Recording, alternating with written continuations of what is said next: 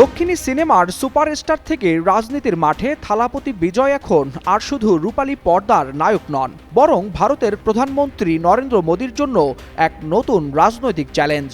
রাজনীতিতে সক্রিয় হওয়ার পর থেকেই বিজেপি ও মোদীর বিরুদ্ধে সরব হয়ে ওঠা বিজয় ধীরে ধীরে তামিলনাড়ুর রাজনীতিতে আতঙ্কের নাম হয়ে উঠেছেন।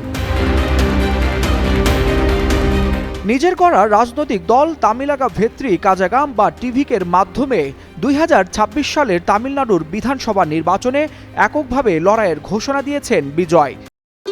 ভবিষ্যৎ হোক নিরাপদ, বিনিয়োগ হোক বিশ্বস্ত, আর আমার পছন্দ সল্ট বে। ওয়েলকাম টু সল্ট বে। আর দলের প্রতীক হিসেবে বেছে নিয়েছেন বাঁশি, যা সাংস্কৃতিকভাবে প্রতিরোধ ও প্রতিবাদের প্রতীক হিসেবেই দেখা হচ্ছে। এই বাঁশি যেন মোদির গদি নাড়িয়ে দেওয়ার বার্তা দিচ্ছে। যেখানে বিজেপির রাজনীতি হিন্দুত্ববাদ ও কেন্দ্রীয় নিয়ন্ত্রণে আবদ্ধ, সেখানে বিজয়ের টিভিকে দাঁড়িয়েছে ধর্মনিরপেক্ষতা, সামাজিক ন্যায় এবং বামঘেঁষা আদর্শের উপর। তামিলনাড়ুর রাজনৈতিক বাস্তবতায় এই অবস্থান মোদির কেন্দ্রীয় রাজনীতির জন্য বড় হুমকি হয়ে উঠছে বলে মনে করছেন বিশ্লেষকরা।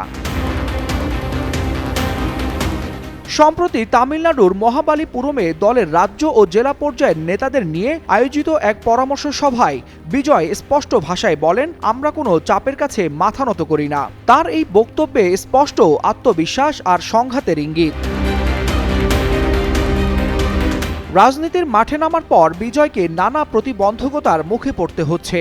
এমনকি তার সিনেমা নিয়েও প্রশাসনিক জটিলতা ও হেনস্থার অভিযোগ উঠেছে। তবে এসব কুটচাল তাকে দমাতে পারেনি, বরং সাংগঠনিক শক্তি বাড়িয়ে লাখো সমর্থককে সঙ্গে নিয়ে বাঁশি হাতে থালাপতি এখন তামিলনাড়ুর রাজনীতিতে মোদির বুকে কাঁপন ধরানোর প্রস্তুতিতেই ব্যস্ত। ওয়ালিউল হাসানাত, যুগান্তর নিউজ।